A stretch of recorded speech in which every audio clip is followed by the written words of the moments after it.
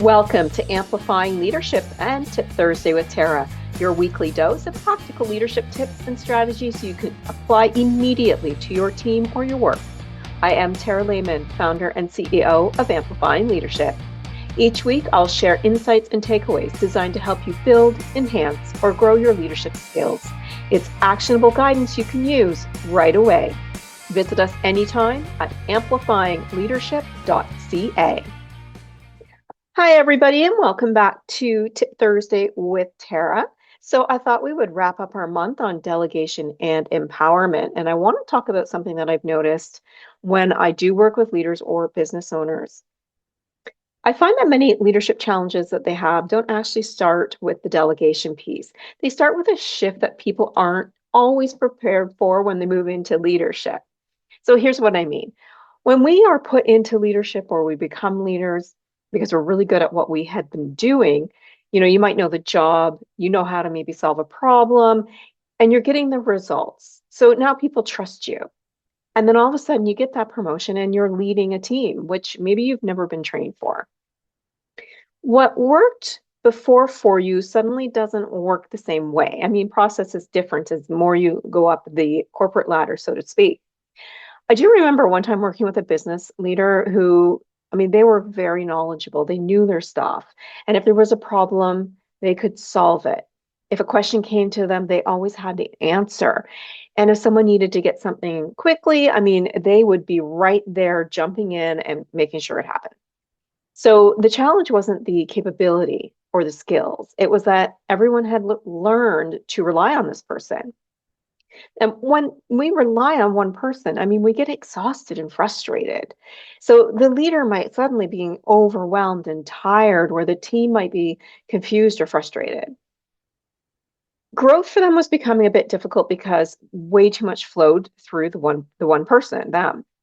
So what really struck me during that conversation was that this business leader wasn't doing anything wrong. In fact, they were doing a lot of the things that help us become successful in the very first place. So the problem was more that leadership required something a little different, something that wasn't the normal that we were used to. So at some point, leadership stops being about your skill set or even proving what you can do. And it starts becoming about helping others discover what they can do. So showing and allowing people to try something new so that our teams can grow as well. It's not an easy shift, especially if you're a high performer. I find that more from my experience that high performers. However, if you are someone who likes to get things done, solve problems, or even helping people, when we step back to let that happen with our teams or our team members, it can feel uncomfortable. And, I will agree that sometimes it might be slower at the beginning because somebody might need to be trained. So it's a little inefficient. And sometimes it could be the feeling that maybe you're not adding value because you're not doing so much of the work anymore. You're leading instead. But your value changes over time. So when you're that individual contributor, your value comes from your outputs. But as a leader, your value will slowly change when you grow and you learn and you build into your roles. And that value becomes the success of your team. So now you know that you are valuable because your team is doing great, they're growing, and maybe they're really successful.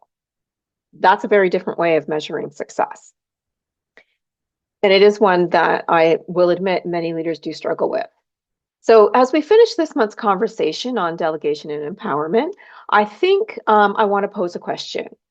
Are you still leading the way you succeeded as an employee, or have you made the shift to helping others succeed? So have you moved from being the employee to helping others succeed as their leader? So the leadership shift really is this shift from employee to leader is something we're not always prepared for. And in my experience, it's one of the most important shifts that we will make.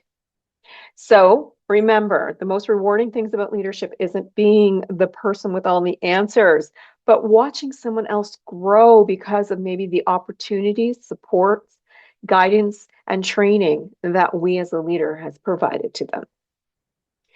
Until next time, thank you for joining me for Tip Thursday with Tara. That's your Tip Thursday with Tara for this week. If you are looking to clarify leadership priorities, build strong teams, or empower those around you, I'm here to help. Explore our programs, coaching, and more at amplifyingleadership.ca, because leadership is better when we do it together.